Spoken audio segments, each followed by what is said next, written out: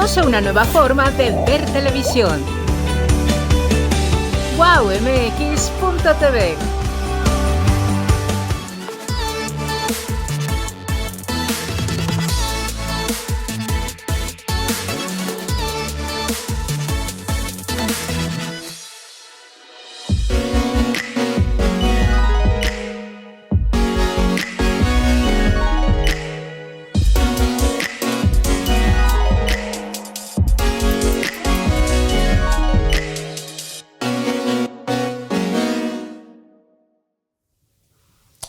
Buenas tardes, amigos de En Tus Propias Palabras. Soy Alejandro Ruiz y como estamos en este mes tan bonito, no solo porque es el mes del amor, sino que ya es un mes donde cumplimos 12 años de estar con ustedes, de que ustedes nos favorecen con su atención. Estamos verdaderamente honrados y orgullosos de ello. El día de hoy, como lo hemos hecho desde hace mucho tiempo, desde que iniciamos, invitamos a una persona que respetamos, admiramos y apreciamos, que es licenciada maestra, doctora Mónica Huicho. ¿Qué te puedo decir? Mejor dejemos de Mónica Huicho para no hacer gran cosa. Gracias, Mónica, por estar aquí con nosotros. No, al contrario, yo muy agradecida de estar con ustedes y además de celebrar el 12º aniversario. Es el 15. No, en el 15, en el se 16, va volando. En todos. Sí. Eso es muy agradable y sobre todo con un tema que es de mucho interés para los mexicanos. ¿Qué está pasando con la reforma judicial? Que pues tal pareciera que para muchos ha desaparecido en México los tres poderes, la división de poderes que se hablaba. Para otros, el hecho de que sean electos eventualmente los candidatos que por tomba, que azar, y no solo ya por el conocimiento, como que le quita un poco la perspectiva. En fin, hay tantas cosas, que haya tantas modificaciones. Hoy estamos escuchando que va a haber una modificación en la Constitución para poner penas cuando eso correspondía a los códigos penales. Entonces, como que no entendemos los ciudadanos de a pie qué es lo que está pasando, pero qué mejor que tener una experta. Muchas Platícanos gracias. un poquito, Mónica. Gracias por la confianza. Fíjate, Alex, que qué bueno que lo mencionas, porque esto tiene mucho que ver con la realidad cotidiana y lo que a veces se escucha en una crítica de la que debemos de tomar siempre la parte constructiva, ¿no?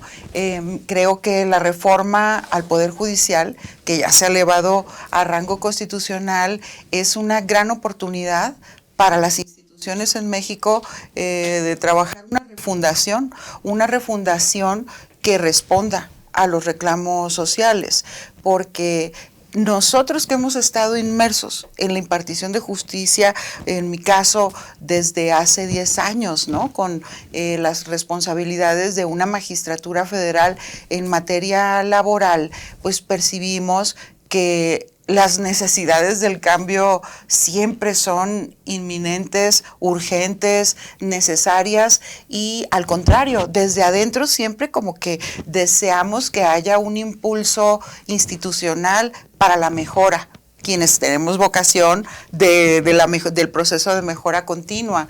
Yo he trabajado sistemas de modernización, primero en temas anticorrupción y de integridad en México, después sistemas de modernización en el ámbito de impartición de justicia y finalmente llegué a la magistratura en esta vocación de servicio para, pues eso, desarrollar algo de lo que mi vocación me llamaba, y me doy cuenta que estando en esta posición de alta responsabilidad para la resolución de los conflictos, mucho se mueve a través de inercias y de métodos tradicionales que requieren un cambio. Entonces, llegamos allí a la magistratura y nos damos cuenta que estaba ya cambiando la Constitución en México, teníamos ese gran paradigma denominado la reforma constitucional de los derechos humanos,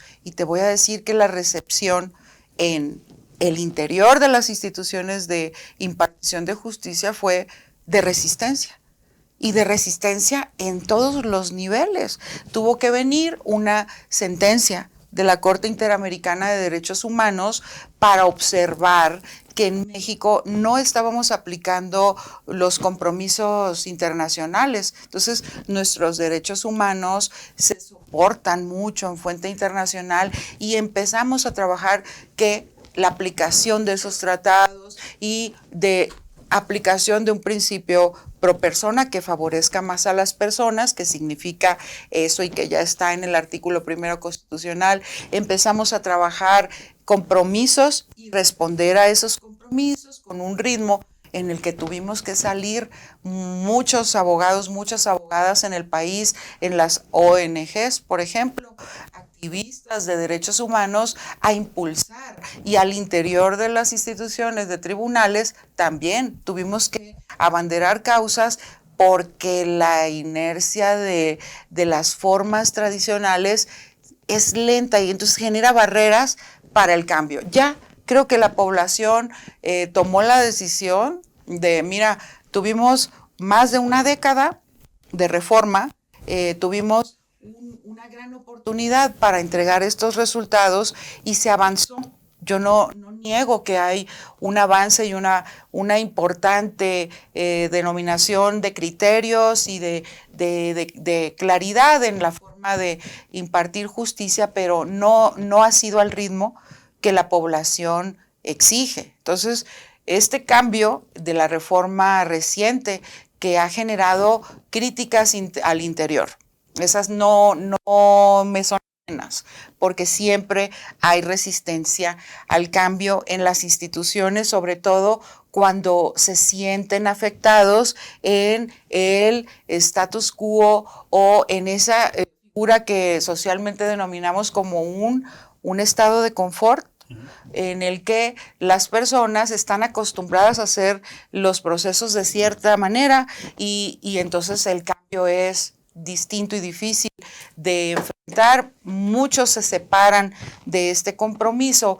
pero hay muchas juzgadoras y muchos juzgadores que han decidido continuar en esta entrega de resultados a la población, porque la población jurídica nos llama. Entonces, si hemos trabajado siempre para esto, reconocemos en la reforma grandes bondades, Alex, que me parece que tenemos que difundir, porque no todo es malo. Claro que es perfectible y entraremos a afinar este proceso que es brusco, que es repentino, que es impactante para el interior y para el exterior, pero tiene grandes bondades que yo creo que podemos hablar de eso en un momento. Yo creo que sí, vamos a hablar de las bondades. Fíjate que durante todo el proceso legislativo hubo muchísimas críticas, no solo internas y externas. Recuerdo mucho un señalamiento o varios señalamientos que hizo Ken Salazar, actualmente también los ha hecho el presidente de la American Society, Larry Rubin, en fin, por decir algo, hubo señalamientos. Pero esas bondades como que no han sido tan señaladas. Uh-huh. Y sí tiene razón. Dejemos un momento las críticas. Uh-huh. ¿Cuáles son las bondades de lo que había a lo que hay ahora? Sí, esta impactante declaración de las figuras del exterior con una actividad diplomática en México me parece que han sido muy influyentes en la opinión pública y creo que es la gran oportunidad para ir destacando estas bondades, ¿no? Que creo que el colectivo público tiene derecho a saber que en la academia, desde hace muchísimos años, décadas, se ha venido criticando la democracia en los países a partir de las facultades que le otorga al presidente de la República los sistemas presidencialistas. México tiene un sistema presidencialista que se ha ido reconstruyendo y se ha estado dosificando. Una de las facultades muy importantes de un sistema presidencialista en el mundo es la facultad que tienen los titulares del Ejecutivo en los países para designar de manera graciosa las ternas que integran los aspirantes o las personas nominadas a ocupar los puestos de ministras y ministros en las Supremas Cortes. Y México no era la excepción. México contaba con un sistema en el que el presidente de la República, solo él, integraba estas ternas. que si bien es cierto, eran sometidas al rigor o a la selección de un poder distinto como era el legislativo a través de la intervención del Senado de la República, pues no había más requisitos formales que permitieran a los integrantes de esas ternas demostrar sus habilidades y competencias o su honorabilidad y buena fama pública, ¿no? Estos requisitos se obviaban porque la facultad graciosa del presidente de la República, del titular del Ejecutivo, los había elegido de entre sus personas cercanas, conocidas, o tal vez desde sus grupos de amigos, ¿no? Entonces, desconocemos públicamente, con un rigor objetivo, si las ministras o los ministros del pasado cumplieron con estándares formales de requisitos de capacidad técnica y jurídica, experiencia profesional, y si cumplieron objetivamente con gozar de una buena fama pública o de honorabilidad en sus carreras. Este proceso ha aportado esa característica y esto es una gran oportunidad que tiene el sistema jurídico mexicano, como lo ha hecho, para innovar al interior de nuestro país, pero no solo al interior de nuestro país, también al exterior. Y esto no es nuevo para México. México tiene vocación y tradición de aportar grandes figuras al sistema mundial de derecho, a los distintos sistemas jurídicos. Uno es el recurso de amparo, que en 1857 sale México en la Constitución y aporta un mecanismo de defensa de los particulares, de los gobernados, frente a los actos de abuso del gobierno, ¿no? De los entes públicos a través de esta figura valiosa que todo el mundo adopta en 1857 y aportamos un nuevo modelo, ¿no? Luego viene la Revolución Mexicana y recurrimos a la conformación de una constitución que enarbola derechos sociales, ¿no? Y aportamos eso al mundo. Fuimos la primera constitución en el mundo que aborda a rango constitucional los derechos sociales de educación, del trabajo y también los sociales en la tenencia de la tierra a través de la figura del ejido. Luego lo adopta Alemania en la Constitución de 1919 y luego otras más. Ahora México asume este reclamo social de nuestro país y da el salto. Somos el primer país que contará con un modelo de esta naturaleza en todos los niveles de la impartición de justicia. La nueva forma de elegir a las personas juzgadoras no es una amenaza a la autonomía y a la independencia. Al contrario, creo yo que acompaña un ingrediente importantísimo en la deliberación pública a la que los órganos de impartición de justicia estamos obligados y no hemos atendido. La deliberación pública es un elemento claro de acercamiento, por supuesto, combate esa distancia que se nos critica a las personas juzgadoras de una lejanía del juez o de la jueza, magistradas, magistrados, ministros y ministras de la población. Y ahora, bueno, creo que este ingrediente de comunicación, en principio, se agradece. Desde luego. Mónica, si te parece bien, vamos a darle oportunidad a producción de que nos pasen las preguntas que están llegando del público. Y si les parece bien, hacemos una pausa y regresamos. Estamos en tus propias palabras.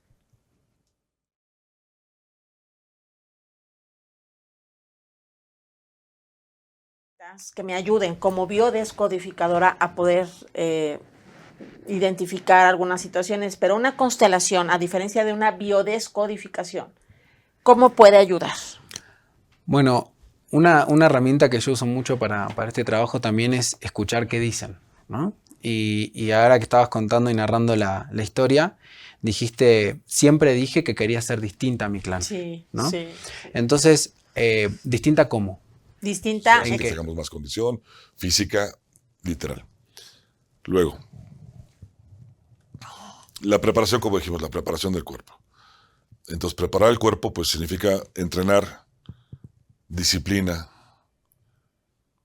conquistar día a día las pequeñas alturas que vamos subiendo, ¿no?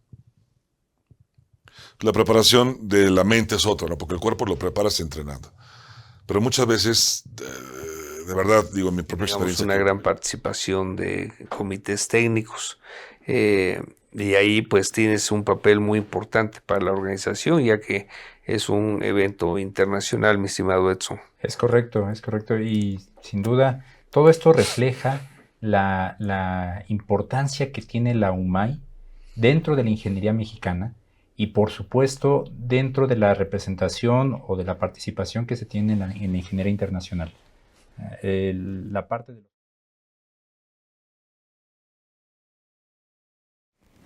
Regresamos, amigos, en tus propias palabras. Antes que nada agradezco las preguntas que nos están haciendo llegar.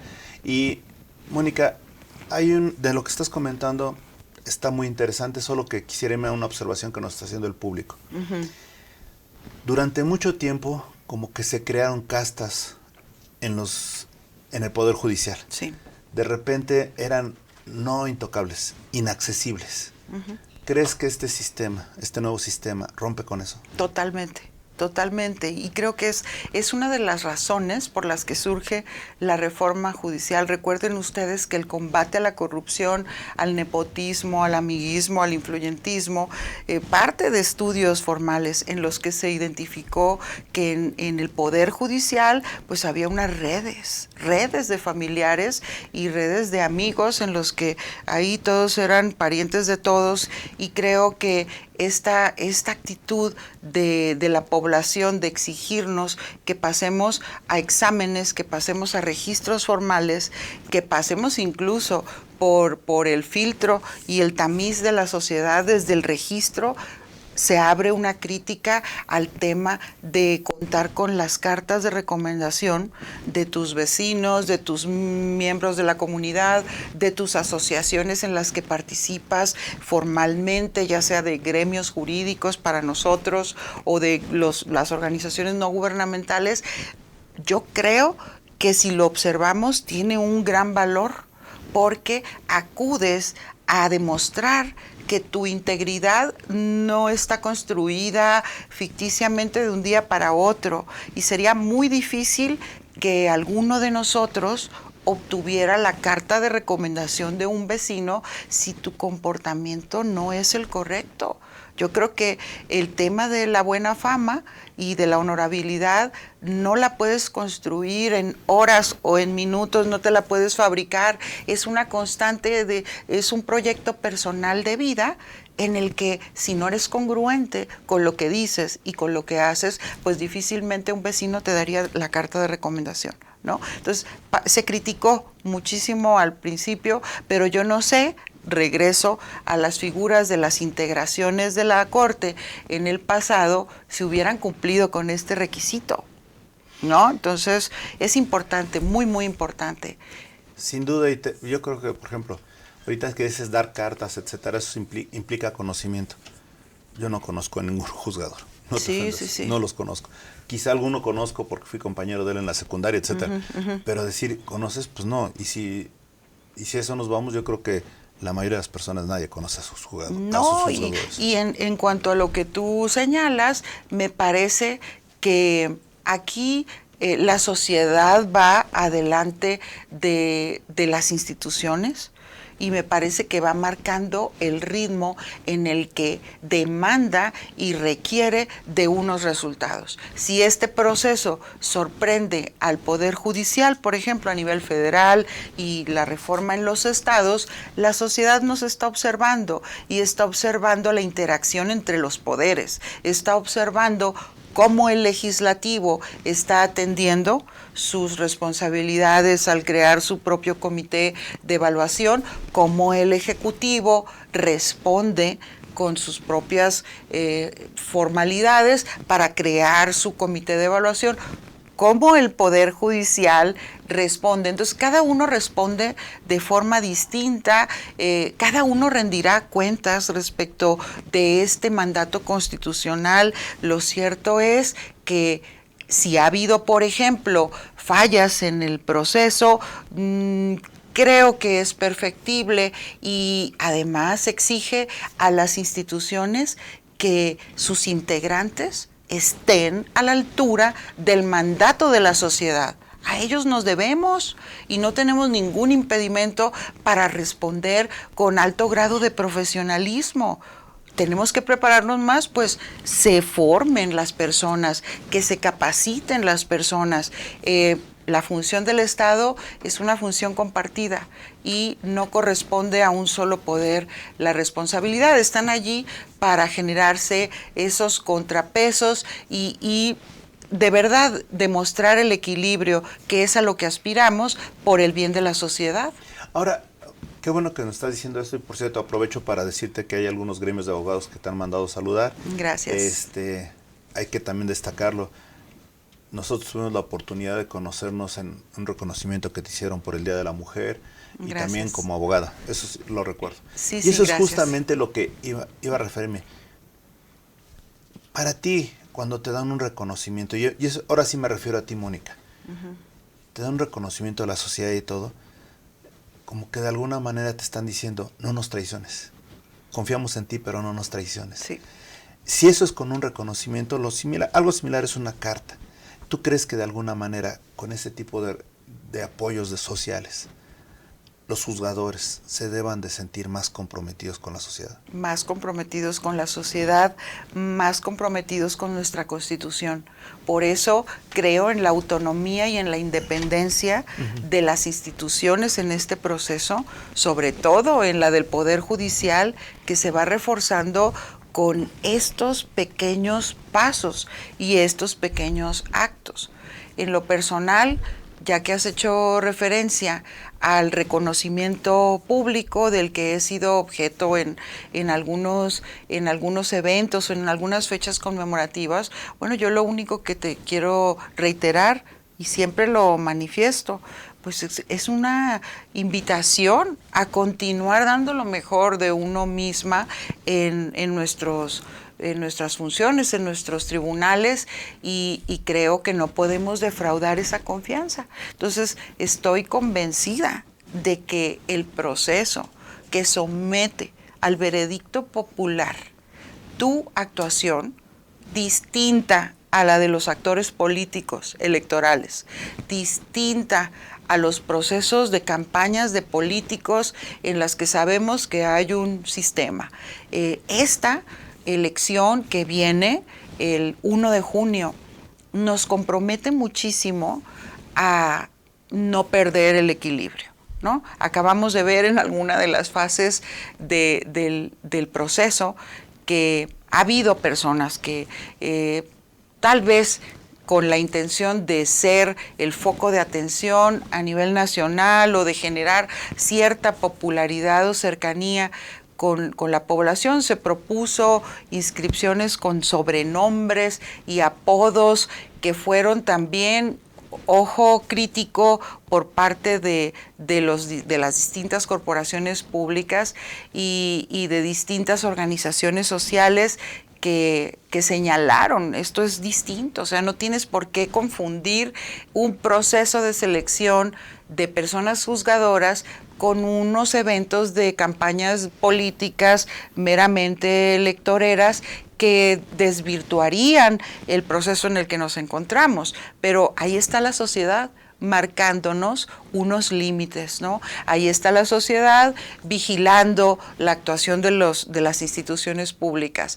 Y creo que sí hubo alguna omisión por parte de los comités de evaluación al momento de elegir perfiles, pues todavía nos queda el más importante, que es el de la sociedad, en el que seguramente están mucho más atentos que nosotros de las distintas candidaturas que se están ya haciendo públicas a partir de estos listados definitivos que el Instituto Nacional Electoral acaba de publicar. Allí la sociedad tendrá la oportunidad de verificar en su zona, en su región, ahora denominados distritos judiciales electorales, quiénes son sus personas candidatas, hombres y mujeres de sus comunidades, de sus poblaciones, en los que qué mejor que la sociedad señale y también valide en su momento cualquiera de las dos opciones, ¿no? O los vota o los excluye, una de dos. Pero, ¿quién decide? La población. Sin duda. Y fíjate que estoy pensando también cómo va a ser el cambio de chip en las universidades, en las escuelas. Porque obviamente yo creo que a partir de la pandemia como que cambió algo en la educación, ¿no? Sí. Esa educación virtual nos rompió a todos. Para bien o para mal fue un cambio. Hay que ajustarnos. El Poder Judicial ha cambiado. Para bien o para mal hay que ajustarnos. Sí. Pero ¿cómo crees que sea la visión de los estudiantes ahora? Porque van a decir, oye, pues muy fácil, me hago popular y gano, ¿no?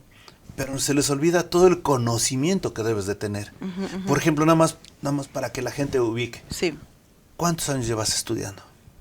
Estudiando toda ¿Sí? mi vida. Ok. Es un proceso constante. O sea, licenciatura, Sí. maestría, especialidades. O sea, ¿cuánto es de la mitad de tu vida? Sí. Formal, me refiero a educación formal. A ver, vamos a hacer en la parte formal hasta la obtención de la conclusión de mi doctorado en Derecho Constitucional Económico, pues de educación media superior en adelante, por lo menos 15 años. 15 años. O sea, realmente eres una persona que le ha costado, y no más que le ha costado, ha llevado con un compromiso el conocimiento a su profesión. Entonces, eso es lo que estamos buscando cuando de alguna manera dices, vamos a hacerlo más democrático y todo, que este tipo de cosas se vean todo el tiempo que has trabajado, todo el tiempo que has estudiado, y que, reitero, se están acabando esos privilegios que era, no, este es del clan de aquí o este es de la casta de acá. No, olvídate. Es quien se prepara, tiene más la posibilidad de avanzar. Y en ese sentido, te pregunto, en las escuelas, ¿cómo crees que ahora se dé la preparación para el profesional del derecho? Sobre todo para el profesional del juzgador. ¿Cómo crees que se dé? Pues mira, yo estoy observando con mi cercanía con las universidades, con quienes he trabajado en algunas ocasiones como profesora invitada, a veces como catedrática formal, a veces como conferencista con los jóvenes estudiosos del derecho y de otras ramas, porque luego también les genera inquietud de tipo jurídico a otras vertientes de programas universitarios, y ahí he estado con ellos. Creo que hay una gran claridad en el estudiantado respecto de lo que representa la reforma al Poder Judicial, porque han sido los jóvenes estudiantes quienes se enfocan en unos nuevos modelos más progresistas y que generen unas bondades y unos resultados más claros para la población. Y ha sido en los foros de estudiantes donde yo he escuchado de forma reiterada desde hace décadas que requeríamos una reforma de esta naturaleza en México, porque los sistemas tradicionales ya no daban para mucho y han reclamado un poder judicial que se ha acostumbrado a encontrar todas las objeciones para deshacerse de los asuntos por motivos de forma, sin entrar al fondo. Entonces, los estudiantes nos han inspirado, y creo que es este deseo juvenil, este deseo que motiva la transformación de las instituciones. Lo escucho reiteradamente, una versión joven en el que se critica el extremo sistema presidencialista. Ellos nos dicen en las conferencias o en las clases, es que, maestra, aquí lo que tenemos es un hiperpresidencialismo mexicano que hay que combatir. Pues una de las formas es que les quitas las facultades al presidente de la República para decidir de su grupo a sus favoritos y lo abres a la sociedad. Si no fuera de esta manera, entonces con muchas probabilidades no estaríamos aquí hablando de estos temas, ¿no? Esta distinta convocatoria que se abrió en los poderes, claro que abrió la oportunidad para distintos sectores de la población y subió mucho el nivel de la competencia. encontramos que efectivamente en la Constitución se establecieron mínimos de promedios académicos, ¿no? Para concluir estudios con un mínimo de 8. Y al exterior escuchábamos, incluso al interior de los tribunales, un mínimo de 8 cualquiera lo tiene, cualquiera logra el mínimo de 8. Bueno, está bien, no cualquiera lo logra. Yo felicito mucho a las personas que lograron titularse con un certificado con un promedio de 8. No cualquiera lo logra, ya es un desafío superado. Pero cuando entramos al concurso, Alex, nos encontramos con que pues llegaron 8.2, 8.5, 8.9, 9, 9.2, 9.5, entonces se elevó al 10 casi el concurso. Entonces sí empezó con unos mínimos, pero eso no significó que nos quedamos en los mínimos. Afortunadamente hubo una gran participación, 20,000 personas inscritas alrededor, y se seleccionó la mitad en la primera partida, porque resultó que el 50% de los participantes no cumplieron con los requisitos mínimos de forma. Entonces, ahí continuamos el otro 50%, y cuando nos encontramos en las comparecencias, en lo personal, participé en competencias presenciales. Ahorita que hablabas de la actividad vía remota, participé en comparecencias presenciales y con gran orgullo te puedo decir, y reconocimiento a colegas, me encontré en las fechas de mi comparecencia con personas muy destacadas de los sectores de la academia, muy destacadas en el sector de la impartición de justicia, y también personas muy reconocidas en el ámbito del litigio, de firmas y grandes bufetes jurídicos en los que te encuentras con personalidades muy comprometidas en su ramo. Entonces, me llena de orgullo y de reconocimiento, porque sé de sus trayectorias y pues los vi a todos, tanto a ellos como a mí, a su servidora, motivados en este gran compromiso de buscar un mejor país. Y la única motivación que teníamos pues es eso, la vocación de servicio que nos llamó a todos. Los estudiantes en las universidades, claro que cuentan con mayores habilidades ahora, y la posibilidad de la tecnología nos hace pues más demandantes, hace una mentalidad más actual, más moderna, muy informada, y creo que no habría ningún riesgo de aprovechamiento de una circunstancia así, porque me parece que el deseo universitario, por lo que a mí corresponde, es genuino, de mejora de nuestro país y de crear unas mejores condiciones para las mexicanas y los mexicanos. Ahora, Mónica, ¿qué le dirías al ciudadano de a pie? Porque a veces que no entendemos temas que no están dentro de nuestro ámbito cercano de conocimiento, no los entendemos. Pero para las personas, el ciudadano de a pie, ¿qué les dirías respecto a esta reforma judicial? Si es buena o mala, si es positiva o negativa, ¿qué les dirías de forma sencilla? Sí, pues la reforma al Poder Judicial está pensada por mexicanas y mexicanos que son constructores de una nueva versión de nuestro país, y lo que pretende es una mejora en la impartición de justicia, y también pretende lograr que la justicia llegue a todos los rincones del país, sin importar quién eres, cómo te llamas, cuánto dinero tienes o a quién conoces, y que sea rápido, que resuelva los juicios de una manera justa e imparcial, con el propósito de servirte mejor. Excelente. Ahora te pregunto, también estamos viendo que a la par de la justicia formal de tribunales, se están modificando los medios alternativos. Se está facilitadores, se están tratando de hacer condiciones para tener una justicia más expedida, de acuerdo a la voluntad. En ese sentido, ¿cuál es tu opinión de estos? No, excelente, mecanismos? excelente. Los mecanismos alternativos de solución de controversias, conocidos como MASC, han resultado una buena herramienta para coadyuvar a que haya una impartición de justicia en un modelo novedoso para México. Ahí está el ejemplo. La reciente reforma laboral incluyó un mecanismo alternativo de solución de controversias, vamos a llamarle así, introducido en una figura prejudicial, esto es, que se presenta antes del juicio formal con la figura de la conciliación.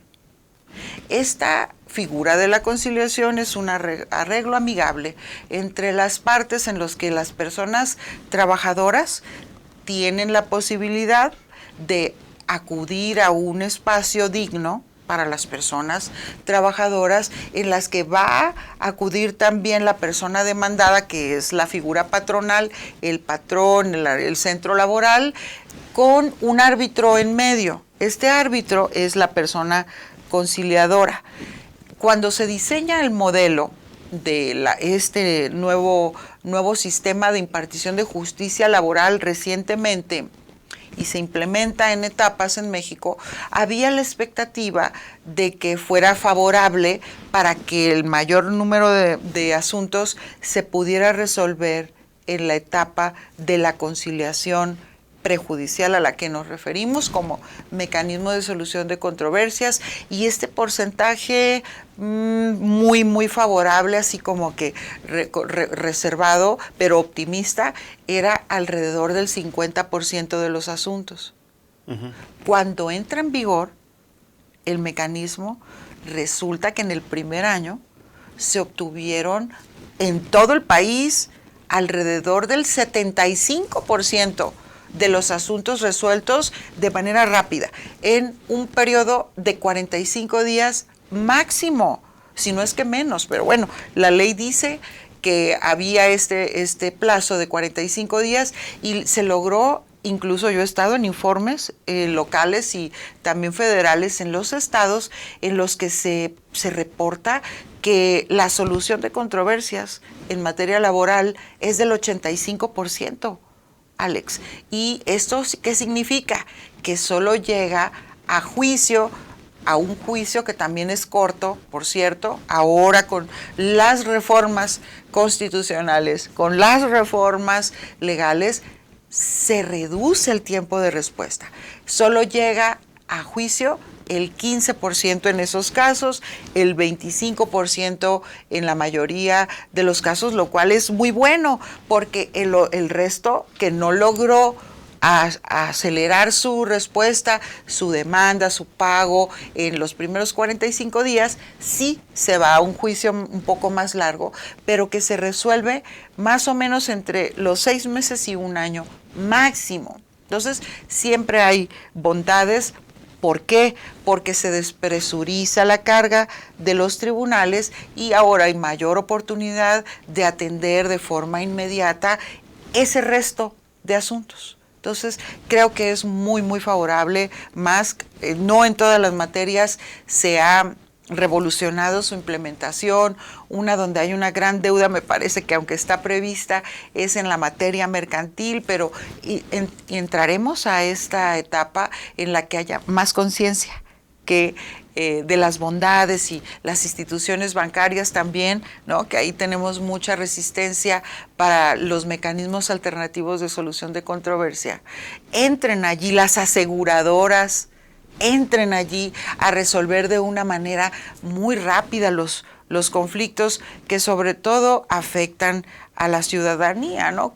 En lo de los bancos, pues serán temas de deudas, temas de altos intereses bancarios. En los temas de las aseguradoras, pues serán esas típicas resistencias por parte de las firmas de seguros de resolver de forma inmediata, que es cuando la gente necesita hacer efectivos sus derechos contratados, ¿no? Entonces, aquí tendríamos que entrar un poquito más, pero ya se ha tratado, hay una nueva regulación muy interesante que establece también especificidades para atender a los grupos vulnerables a través de mecanismos alternativos de solución de controversia. Y bueno, aunque son acuerdos entre las partes, se elevan con naturaleza y rango de juicio, como si tuviéramos una sentencia en ese acuerdo, y esto es muy, muy favorable porque también tiene que observarse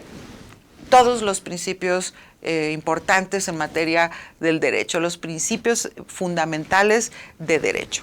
Sin duda, y me parece muy interesante lo que estás diciendo, y ojalá que con esto se acabe con el tiempo, porque no va a ser inmediato, las mentiras en juicio, que por ejemplo siempre me habían dicho que si hay un juicio que tenga mentiras es el laboral, ¿no? Siempre. Y los excesos del derecho. Claro, claro. Ojalá que con esto empecemos a ser mesurados en el ejercicio de la defensa de nuestros derechos. Ojalá con esto. Mónica, me parece muy interesante lo que nos has comentado. Se quedan varias preguntas en el tintero, pero confiamos en que después tengamos otra nueva oportunidad de platicar. Muchas gracias. Y te voy a invitar de antemano que una vez que pasen las primeras elecciones, ojalá que tengamos una oportunidad de analizar como sociedad qué fue lo que pasó y qué mejor que lo hagamos Gracias. a través de ti platicando. Muy amable. Nada más me queda una pregunta. En tus propias palabras, Mónica, ¿quién eres? Soy Mónica Huicho, nacida en Culiacán, Sinaloa, y mi vocación es servir a la ciudadanía a través de la justicia. No, pues, excelente. Y nada más, perdón, aprovechando, ¿qué les dirías a las personas para incentivarlas, para motivarlas a que vayan a ejercer su derecho de elegir a sus juzgadores? ¿Cómo les darías un poquito de ánimos? Gracias. Y de conciencia. No, pues gracias por la oportunidad. Nosotros estamos tomando esta posibilidad a partir de las demandas de la sociedad. Contamos con una reforma a la Constitución que permite elegir a las personas juzgadoras, y este 1 de junio tendremos elecciones. El gran compromiso de la sociedad es elegir bien a los perfiles idóneos, y esa es la última palabra, porque el pueblo manda. Excelente. Y perdón, nada más recapitulando, y agradezco a producción que me lo haya dicho. ¿Qué son las fechas importantes en este año en materia judicial? Importantísimo. Bueno, acabamos de conocer hace algunas horas escasamente la información del Instituto Nacional Electoral, en donde se publican los listados finales. Ahora sí, los finales definitivos, porque ha habido varios definitivos. Como dijera Rolastro, el sí, final final, ¿no? El final final, esperemos que ya este sea el último, con algunas enmiendas que se señalaron.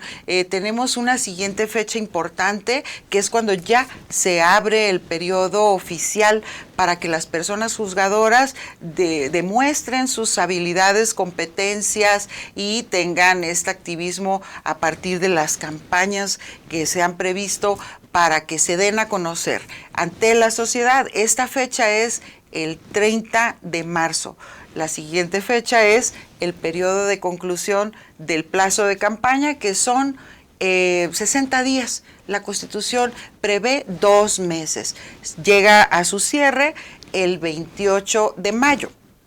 Tenemos allí unos días de silencio para que se cumpla con la normatividad, y el 1 de junio es el llamado al voto. Es cuando ya las personas acudirán a estos centros de votación, que son distintos a las casillas electorales. Se reduce el número de casillas electorales y se construyen unos grandes centros de votación en distintos puntos del país, para que las personas tomen allí la decisión de a quién votar. Y esto ocurrirá en el plano federal para la integración de estas vacantes que se han convocado, que es el 50% de los cargos a nivel magistraturas y juzgados de distritos, y el 100% de los puestos de la Suprema Corte de Justicia de la Nación. Se redujo de 11 asientos, de la integración de 11 miembros, a 9, y ahora tendremos una integración paritaria.